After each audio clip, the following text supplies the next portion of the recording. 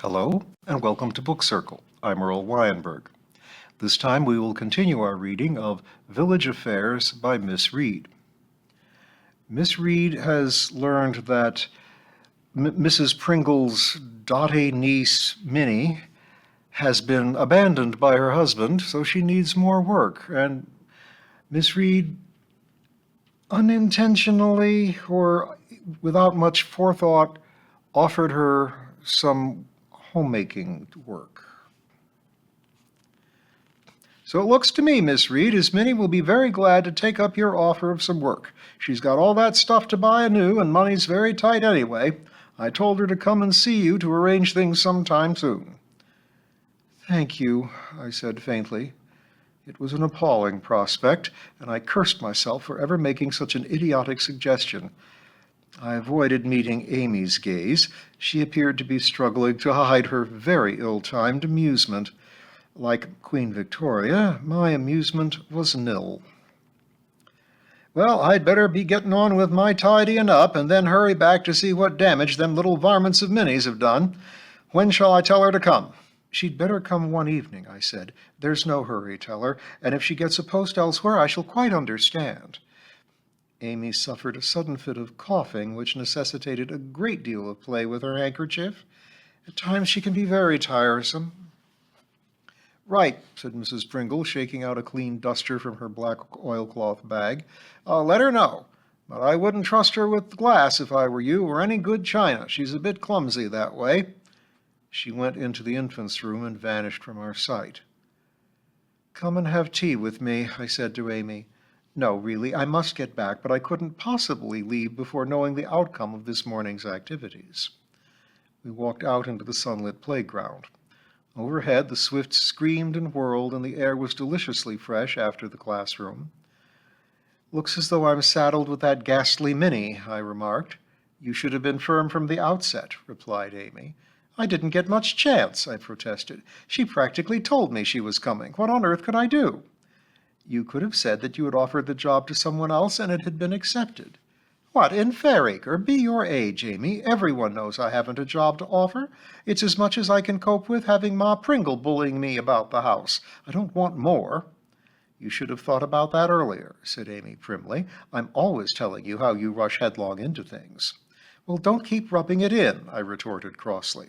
It's quite bad enough having to face the possibility of Minnie wrecking my home weekly without enduring your moralizing. Amy laughed and patted my shoulder. What you need is a nice husband to protect you from yourself. She slid into the driving seat. That I don't, I told her through the car window. I've quite enough troubles already without a husband to add to them. Amy shot off with an impressive turn of speed, and I waved until my maddening old friend had disappeared round the bend in the lane.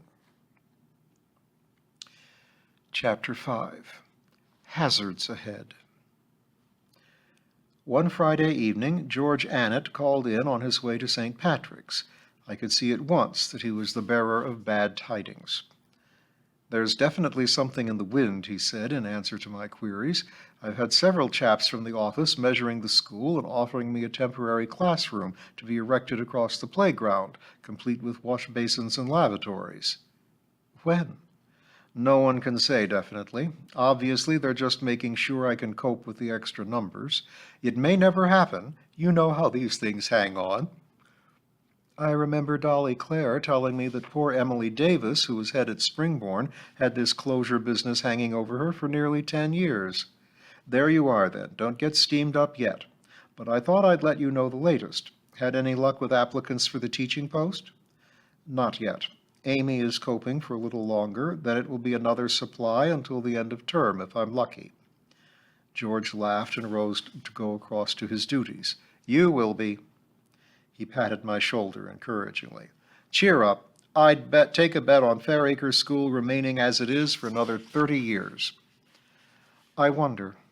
Anyway, there's a managers' meeting soon, and perhaps we'll learn something then. Ask Mrs. Pringle what's going on, shouted George as he went down the path. She'll be able to tell you. At that moment, the lady was approaching, also on her way to choir practice, and had obviously heard the remark. I was amused to notice George's discomfiture as he wished her good evening in a sheepish fashion. The night was hot, and I could not sleep, a rare occurrence for me. There was a full moon, and the room was so light that it was impossible to lie still, and equally impossible to draw curtains on such a torrid night. The longer I stayed awake, the more I worried. What would become of me if the school closed? I had no doubt that I should be treated honorably by the education authority. Whatever teaching post I was offered would provide me with my present salary, but that was the least of my worries. Not for the first time, I blessed my single state. I had only myself to fend for, and I thought of other teachers who were widowed with young children, or those who supported aged parents or invalid relatives, and whose salary had to be stretched much farther than my own.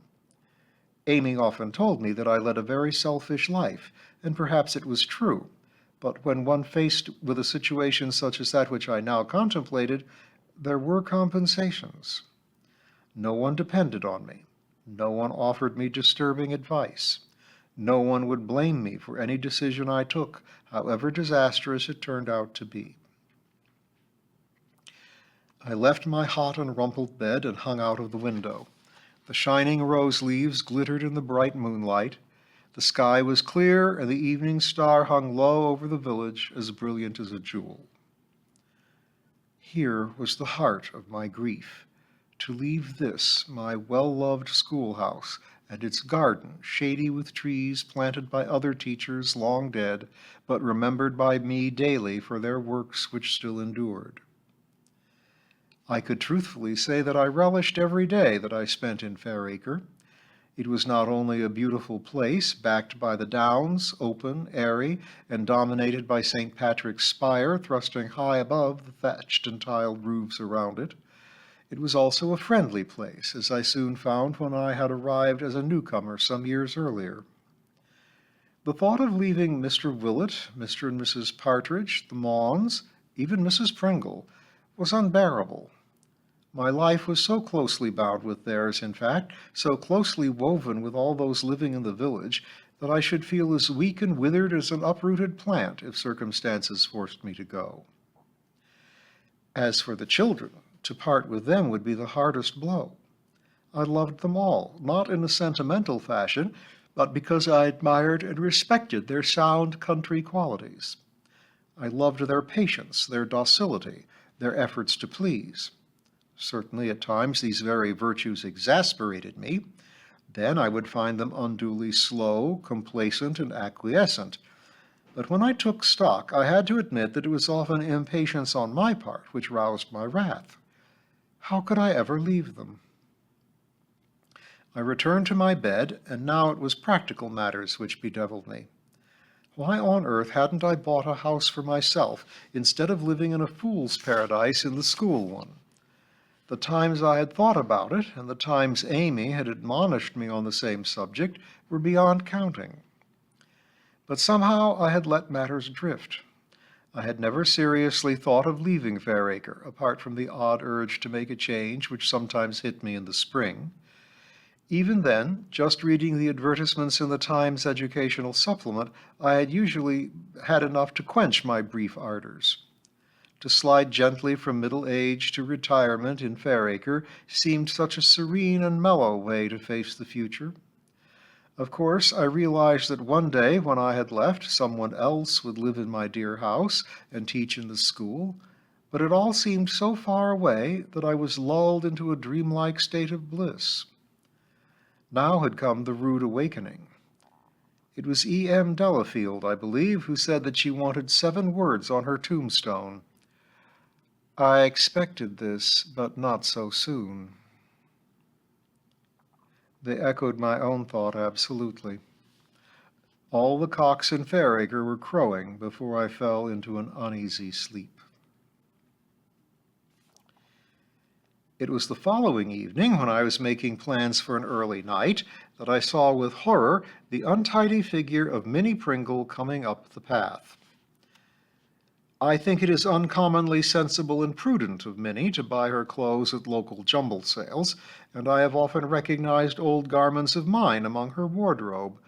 But what irks me is the way she wears them without the slightest attempt to adapt them to her skinny figure. She is particularly fond of a dilapidated fur coat, which was once Mrs. Mong's. It is a square garment made from square pieces of molting fur. A great many squares are parting from their neighbors, and as the whole thing swamps Minnie, it would have seemed reasonable to remove one row of squares to make it fit, or at least to mend the slits and tie a belt around it. As it is, Minnie's hands are hidden about 6 inches up the sleeves. The hem, which is coming undone, reaches her calves, and the rest of the tent-like object swings around her frame like a scarecrow's coat on a broomstick. On this occasion, as the evening was warm, I was spared Mrs. Mong's ex-coat, for Minnie was wearing a shiny mauve blouse over a wraparound skirt whose pattern seemed vaguely familiar to me. On her bare feet were black patent evening sandals with high heels ornamented with diamante studs. I braced myself for the interview and invited her in. "Auntie says as you could do with some help," began Minnie, once settled in an armchair. "Would 2 hours a week suit you?" I had given some thought to this problem of my own making, and had decided that with some contriving I could find her work within her limited ability, which would not conflict too obviously with Mrs. Pringle's duties. It is going to be a delicate matter trying to keep her off her aunt's preserves, such as cleaning my few pieces of silver and washing the kitchen floor with as much care as one would sponge a baby's face. And I guessed that my efforts were probably doomed to failure at the outset. But surely in 2 hours even Minnie could not do much harm. Also, 2 hours of work were really all I could afford to pay on top of Mrs. Pringle's weekly wages. I awaited Minnie's reaction with mixed feelings. Minnie scratched her tousled red locks with a silver varnish nail of inordinate length. "Same pay as Auntie?" she inquired at length. "Yes." "Okay, what wants doing?" "I'll show you in a minute," I said, feeling that we were going along rather fast. "When can you come? I gather you have some work already?" "You can say that again," said Minnie, lying back and putting her sandals on the coffee table. "I goes to Mrs. Partridge Mondays. The vicar fixed that." My heart bled for poor Mrs. Partridge at the mercy of her husband's Christian charity. The havoc Minnie could cause in that fragile collection of old glass, Hepplewhite chairs and china cabinets made one shudder to contemplate. "Then I goes to Mrs. Maughan on Wednesday mornings, but that's all scrubbin'. Mr. Maughan don't want no one to touch his butterfly drawers and stuffed birds and that, though I offered to give him a good dustin'. He's a funny chap, ain't he?" I forbore to comment, but my opinion of both Mr. and Mrs. Maughan's good sense rose considerably. "And Thursday evenings I does out the hall, 'cause Auntie says she's getting a bit past it, and the committee gentleman said it was all right for me to do it, though I don't know as I shall stick it long." "Why not?" "Mucky. Bits of sausage roll and jam tarts squished between the floorboards, and the sink gets stopped up with tea leaves." "Don't they use tea bags?" Minnie's mouth dropped open. She looked as though she had been caushed. I began to feel alarmed, but at last she spoke. "Cor," she whispered, "you're a marvel. I'll tell 'em that. It's the cricket tea ladies as does it, I reckons, though them scouts and cubs isn't above mucking things up in spite of all them oaths they take. Tea bags is the answer. Course it is." I said I was glad to have been of help, and wondered how soon I should be ostracized by all those who managed the village hall kitchen.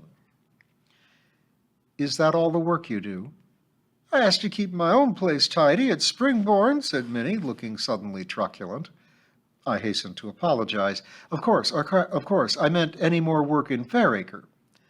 Minnie sat up, removed her sandals from the tabletop, and surveyed her grubby toenails. "I likes to keep Saturdays free. Naturally, I shouldn't want you to give up your weekends. What about Friday afternoons?" "I shops on Fridays." "Wednesdays, then?" "Auntie comes up here Wednesdays." "Oh, of course. Tuesday any good?" "I goes to Springborn Tuesdays, 'cause it's double green shield stamp day at the shops." "What's wrong with Monday?" "The vicar." I was beginning to get desperate. Did Minnie want work, or did she not? Heaven alone knew I would be happy to dispense with her services, but having got so far, I felt I must soldier on. I changed my tactics. Well, Minnie, when could you come? Friday afternoon. I took a deep breath. But I thought you said you went shopping on Friday. Not till 6 o'clock. It's late night, Caxley. I controlled a sudden desire to scream the place down. Very well. Let's say from 2 until 4 on Friday afternoon, or 1:30 to 3:30 if that suits you better. Is that 1:30? Yes, I said weakly. Whoever had had the teaching of Minnie Pringle deserved my deep sympathy, but not my congratulation. There was a silence as Minnie scratched her head again and thought it out. Well, that's fine and dandy. I'll come up 1:30 and do 2 hours and go at, what time did you say? 3:30 then, I said faintly. I shall be back from school soon after that. What about my money then? She sounded alarmed. I shall leave it on the mantelpiece, I assured her, just as I do for Mrs. Pringle. Now come and look at the work. I proposed that she took over the window cleaning and the upstairs brasswork and bath and basins. This meant that she would be out of Mrs. Pringle's way and could not do too much damage. I showed her where the dusters and cleaning things were kept, and she looked doubtfully at the window cleaning liquid. Ain't you got no meth and newspaper? It does 'em a treat. Keeps the flies off, too. I said shortly that this was what I used and that I disliked the smell of methylated spirits. My uncle drinks it, she said cheerfully. Gets real high on it. They picks 'em in regular in Caxley. It's only on meths. She sounded proud of her uncle's achievements. I led the way downstairs. You want the grandfather clock done? I could polish up that brass wigger-wagger a treat, and the brass top. There was a gleam in her mad blue eye which chilled me. Never touch the clock, I rapped out in my best schoolmarm voice. Okay, said Minnie, opening the door. See you Friday then, if not before.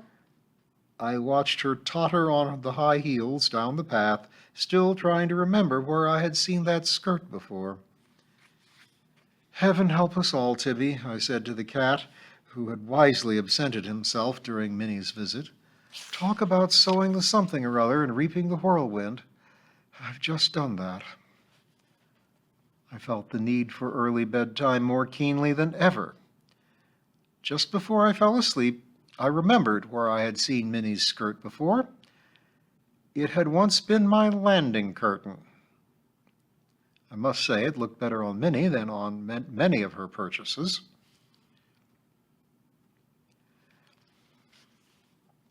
Notice of the managers' meeting arrived a few days after Minnie's visit. It was to be held at school as usual on a Wednesday. There was nothing on the agenda, I observed, about possible closure of the school. Could it be village rumors once again?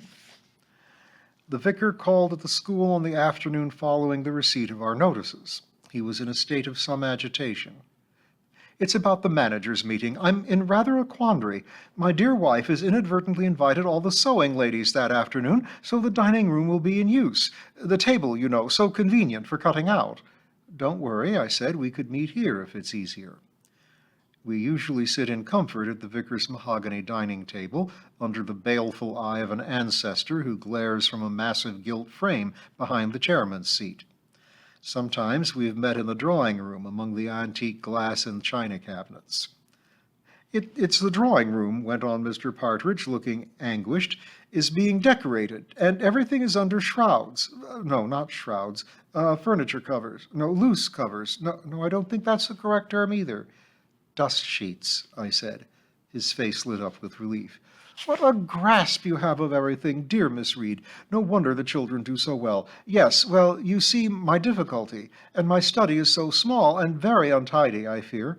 I suppose we could manage something in the hall, but it is rather drafty, and the painters are in and out, you know, about their work, and like to have their little radios going with music, so that I really think it would be better if you are sure it's not inconveniencing. Better still, I broke in, have it in my dining room. There's room for us all. That would be quite perfect, said the vicar, calming down immediately. I shall make a note of it in my diary at once. He sighed happily and made for the door. By the way, no more news about possible closing? Have you heard anything? Not a word. Ah, well, no news is good news, they say. We'll hear more perhaps on Wednesday week. I gather that nice Mr. Canterbury, who is in charge of the Caxley office, is coming out himself.